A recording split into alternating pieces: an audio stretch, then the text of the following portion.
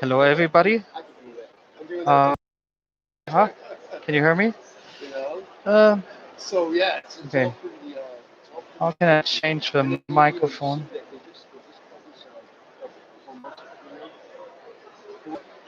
Send feedback. Okay. Where's the microphone? Does it work? Does it work? No. Anyway, so I'm Manuel. Right now at my booth here at the yep at the Taiwan Energy and yeah, Gerd is sitting here, but he doesn't want to talk live or make any live talks. He says it's not his thing, so it's okay. It's okay.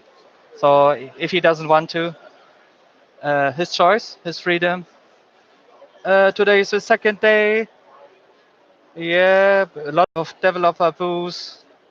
Um, because this is Taipei, so it's not so centered about so much centered about supply chain or localization. A lot of political talks. Some pensioners who take whatever they can and taking pictures. Uh, but it's okay. Yeah, I guess what the exhibitions are about. They have a broad audience. We had VIP guests here. So delegation from Bureau of Energy, E3. Oh, it's Michael. Hi, Michael. Hi. He's working for RWE. The chairman of Swanko is working on his Surface laptop. TÜV is having its own booth. So we just had happy hour today. A lot of beer drinking. Yeah. It's a new sales guy of Gerd. Okay. So yeah. So since he doesn't want to talk directly on live about his experience, so just gonna share a brief summary of what he has told me. By way, it's Timothy Ferry from the AmCham. We have a known magazine. He specializes in energy matters. So we're having very interesting talk here. So uh, to sum it up, the Thai Power experience.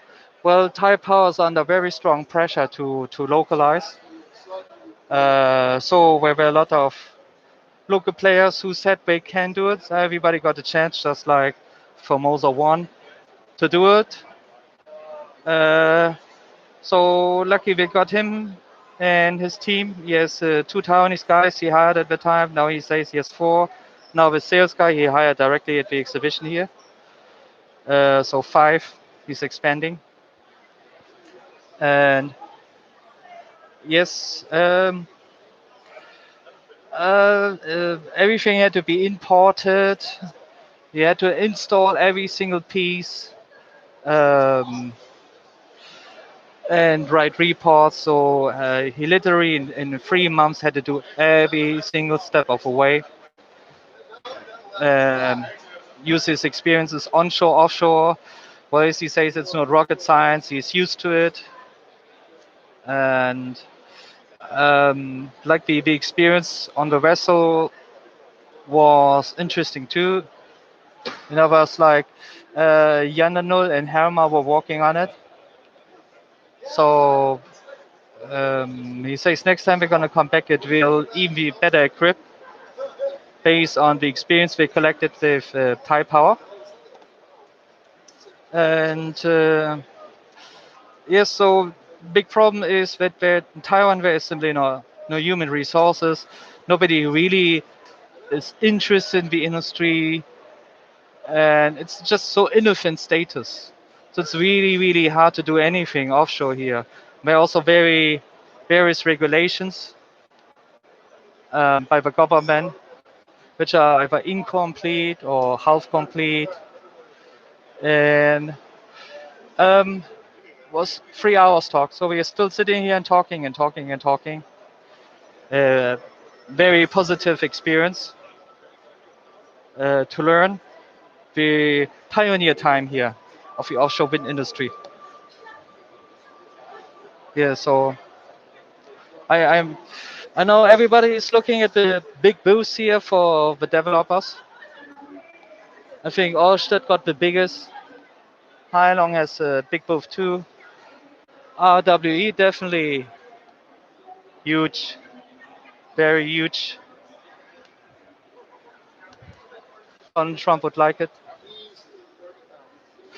Yeah, getting back to Thai Power's project. Well, uh, to to get not too much in a conflict, making anybody losing face. Let's say there's so much localization to be done if you really want to make it out of Taiwan. Human resources, need people to train. You need equipment. You need tools. That's why he has started a trading company for spare parts.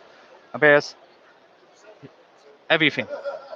He needs everything, and even sometimes very basic things like a rope with some steel in it, hooks which are specialized, and also like for Thai Power project they use Hitachi turbines, so where it's first time experience for the Japanese to go offshore, and they're also collecting very interesting experiences. So it's a learning curve. Or as you say in Taiwan, you pay your study fee by practicing, or always by doing.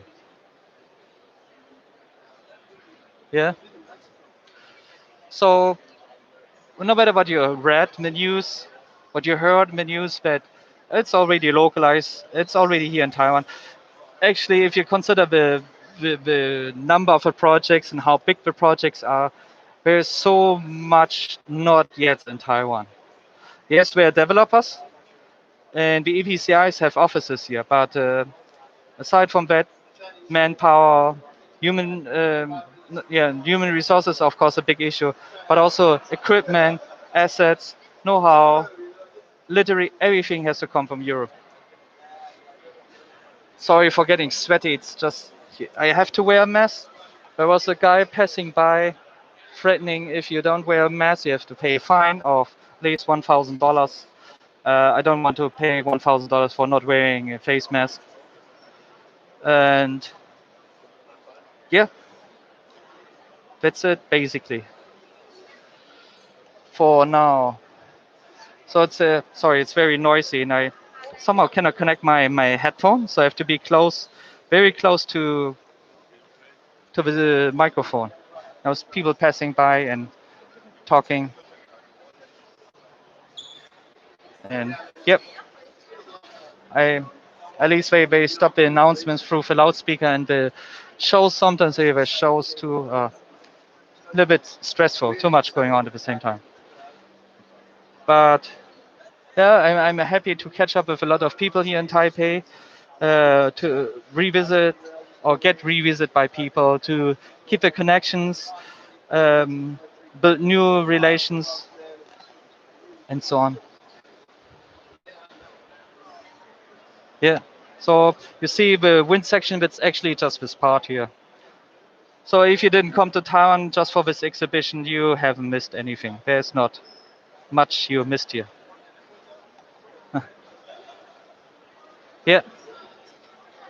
So yeah, talk to you more later when it's less noisy and less hectic.